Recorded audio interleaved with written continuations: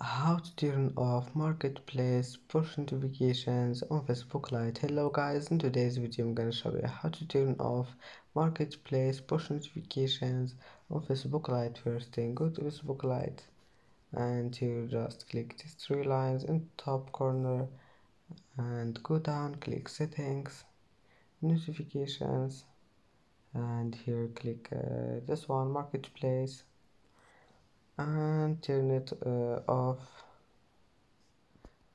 Turn turn it off and go back. It will be saved. And now,